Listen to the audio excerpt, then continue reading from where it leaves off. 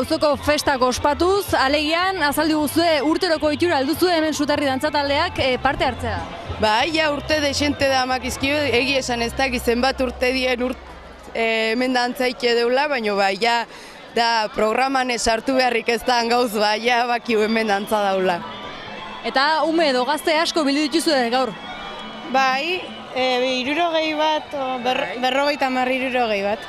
Erraza da dena moldatzea? Ez. Adini dagokienez, txikitatik hasten dira edo? Bai, 6 urteetatik hasi eta 18 urte bitarteko umeek ibiliteu gaur dantzan. Normalean adin horretako umea gazteenak oso mugituak izaten dira. Bai, bai. Moldatzeko? Bai, pixka zai izate batzuta, baina bueno, ume die.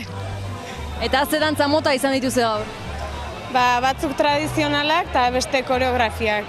Gehienetan ume txiki nahi tradizionalak sartzen saiatzea eta ja azitzen doazen bezala berrikuntza batzuk. Dantzaren ondoren, sardinak, sagardoa, hemen pixka bat geratzeko asmori? Bai, hau aitzaki bat da dantzana gero hemen gehatzeko.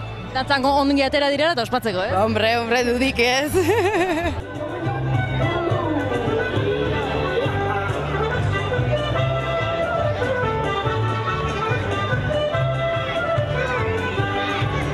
Umen dantzak amaituta, orain sagardoaren eta sardinaren ordua iritsi da, normalean janedanak oso ezagun egiten dira herrian, ez? Jende asko gerturatzen da. Bai, jende asko gerturatzen da. Gaina herriko dantzarik izateie, eta giro asko montatzea hemen sardinekin da txakolinekin, giro ona montatzea bai. Eta txakolinari dagokionez, zenbat botoia edo zenbat lekutatik ekarri dituzue? Txakolinek ekarri dugu hiru bodegatatik. Hiru bodega, urki, getariko giruek. Urki, gaintza eta amestoietik.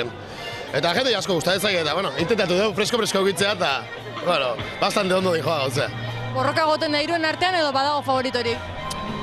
Ez, hiruek oso ona da eta favoritik ez dago.